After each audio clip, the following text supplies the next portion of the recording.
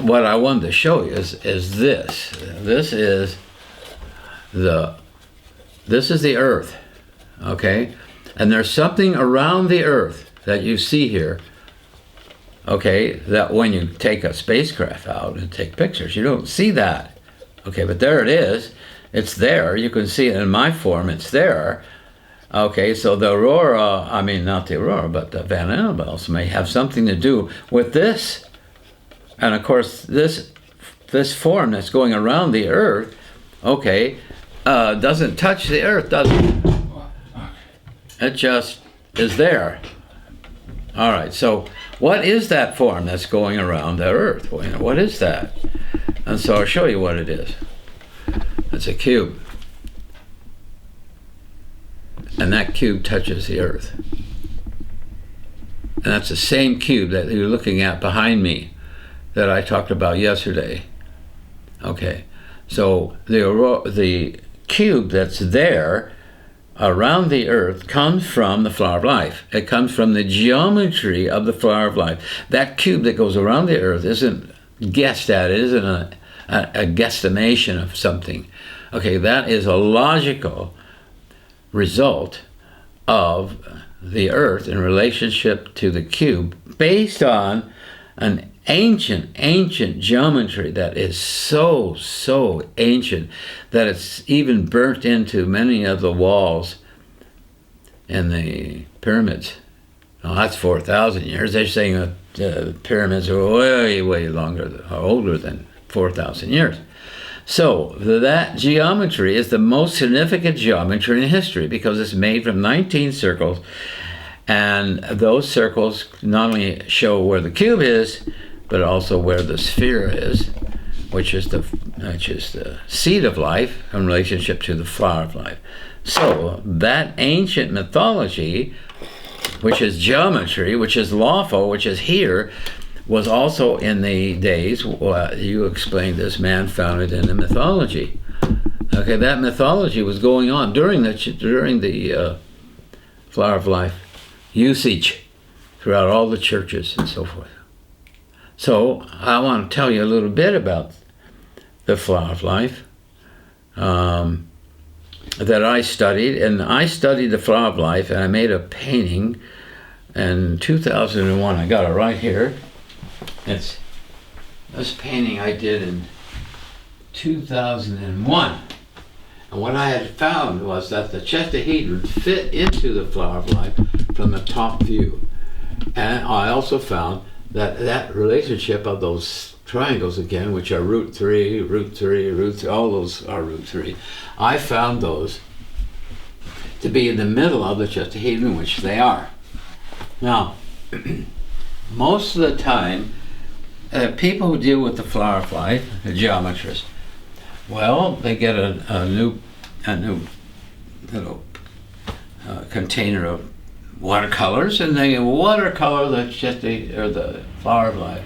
And then somebody else will take colored pencils and that's all that goes on.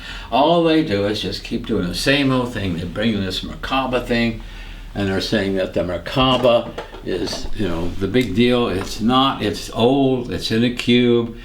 The new will be the Chestahedron, and this is where the Chestahedron fits into the cube. Two of them are interlaced. This is the future. This is the past. Nothing wrong with this. You can meditate all day on this the way you want, and the way they're suggested and you're instructed to do. But this is the future. And the future are two hearts, one red, one blue, which is the blue blood and the red blood. Okay, and this is in us. So I took and found out that the flower of life, here it is, here's the flower of life. And one of the things about the flower of life is that it's not a circle. That's not a circle. They use this as a mandala, but it's not a mandala because it's not a circle. So you can see here that it is a hexagram. Okay, the flower of life is a hexagram, and the hexagram is a cube. And that is the same cube, okay, that is in here. And if I take this off, you'll see that this is also a hexagram, which I showed yesterday. See, there's a hexagram. Look at that. can't hold all this up at one time. Maybe I can. But it's a hexagram just like this is. Okay, so what I decided is that I'm just not going to just keep copying it. That's not what I do. I don't just keep copying things that are out there and just putting different colors on, or making it plastic and then running a light in the plastic so all the lines show up. On and on and on. I found out that I wanted to make this a circle. So it'd be a real mandala. Using the same size circles and the same amount, 19, I was able to take the hexagram and make it a circle. So I put these blue in here, the same amount, to show you that this is a circle with the same size circles. Look at them going around, around. And here, they go like this, like this, like this, like this, like this. So it's 1 in the middle, 6 around the outside, which makes 7. And that's where the Chestahedron fits into the 7, and 12 around it. Same up here. So now we have a new use, a new way at looking at the flower of life, and I call this the flower of love. That's my name for this. And so over here I'm going to show you a sculpture. Okay, wait a minute, pause. That is so, for me, so inspiring. It feels curious and playful. Yes. And you don't start with what someone else says in the past, but you make up your own mind. Yeah, that's right. And play around and don't care if it fits, what they said, someone else said or not. Yeah.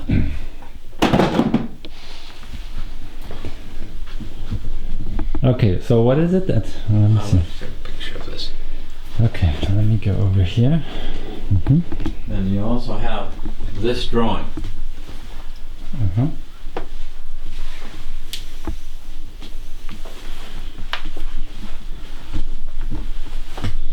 Okay. So you just tell me when.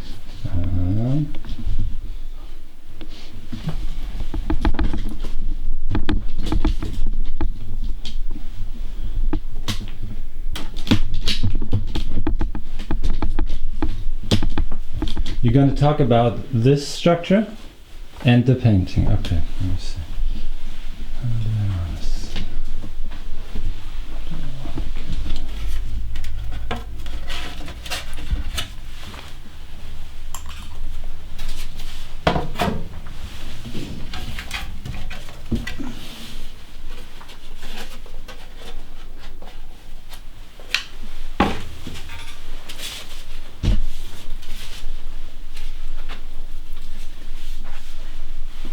So whenever you're ready. Okay. Okay, so what we have here is we have the flower of life and we have the flower of love. Okay, so the question was that I could take the 19 circles and I can draw this one. But that's not the real challenge here. The challenge is, how do you take this one and turn it into this one geometrically? There's got to be a middle ground where there is one of these shapes in the middle right here, where this is evolving into the circle. And that I don't show, because this is what the geometrists need to do, is to start working on things, okay, that are not just copying. They can't just keep copying this. Now if they have this, and anybody can draw 19 circles on this, but how do you get from this to this? One stop short, battery change, and I'm rolling again. Okay. Ready? Yep. So again, back, the question is, how do you go from this one to this one? What's in the middle? Here are the two, but what's in the middle? How did I get this? Not how I could draw 19 circles in a circle, I can do that. But how do you go from the ancient, thousands and thousands of years old of making this to today, to do this one? How do you do that? Okay, so I have this drawing up here. And this drawing has the basis behind this is again the 7. And the 7 is in the middle of the flower of life. It's also in the middle of the flower of love. Okay, so this is a clue on how this transformation takes place. This is a clue. And to take the two-dimensional flower of life and change it into the flower of love, this is the sculpture. This shows how that transition is going on. This is a three-dimensional middle point of this transformation, three-dimensionally, which is based on this drawing. Now, what's amazing about this is that we have a curve, both curving in opposite direction. This is exactly what what I tried to explain in the. Should I wait? No, yeah, I'm good. So if you look at this curve and this curve, okay, you can see that is a vesica that has been expanded. Okay, the vesica is much wider than this, but because of this relationship, this is thinner, but it's based on, again, two circles. Okay, now what's amazing about that, there's 3 of them, and this form, okay, is the flower of the transformation of the flower of light going into the flower of love. Now, one of the great things about this is that it has straights. That's a straight line, and so is this one. I mean, they are straight, but these are curved. And to go from something straight to curve, from a point at the top to a point at the bottom, is very difficult to do sculpturally. It's very hard. One of the challenges of being a sculptor is to be able to do that. Okay, so it's going from a point here, and it's going out to a periphery here. And this is also a straight line that is transforming a straight line to a curve, and that is what's so difficult. And what happens is this particular sculpture,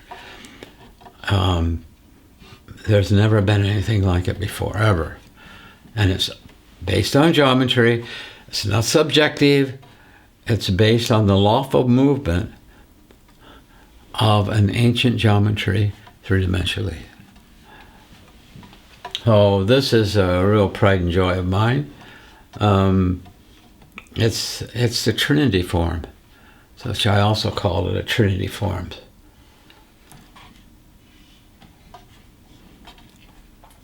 What was your inspiration to do this? That three-dimensional. To go from 2 to 3. That's my work is all about going from the second to the third, because you see we're fixated on the second dimension, even though we live on a third dimension. Everything's second dimensional. In art, most of it is 2-dimensional. It's planes, all about planes. Picture planes, you know what I mean? Paintings, whatever. But no, I'm not. I like to bring them back and forth, because you see, this has taught me where this is going. I know where this is going. This isn't just sitting here. I know the next stage of where this is developing. That's even, and it's just great. This is what I do. I once I go from the second to the third, I can go on. And what happens, this is what's so amazing, is that I found that the next stage in sculpture, okay, this is what I found. The next stage in sculpture, I may go back a little bit because I didn't think I was going to talk about this. The first, there's a point, a line, a plane, and then it's 3 dimensions. So there's the first dimension, second dimension, third dimension. Throughout history, we've always started with a line, a sketch. Okay, artists. And we draw a line. Okay, and then we draw 2 lines, and when they connect, that becomes a second dimension. So really, the triangle is really the first 2-dimensional geometry, a triangle, 3 lines, root 3. From root 3 drawings, which are 2-dimensional, they're faces, picture frames, we go to sculpture. So we have to drawing, and then we make it 3-dimensional, just like I did. Okay, so the next stage from the 3rd dimension, okay, in my work, is what is coming off this that's new, is the 2nd dimension again, in a new way. We now have the possibility of representing 2nd dimension that cannot be made sculpturally. I know that's wild, but that's what I found. So you go from the 2nd dimension to the 3rd dimension, then back to the 2nd dimension in a new way. And now, from this new 2nd dimension, you cannot make a sculpture. Isn't that interesting? That's what I found. This is what's going on. And this is what keeps me going. I've got so much I want to do that's so exciting for me. Oh my gosh. This new dimension, which is not the 4th dimension, the 5th, 6th, 7th, but none of that. It's the 2nd. It's going back in a new way.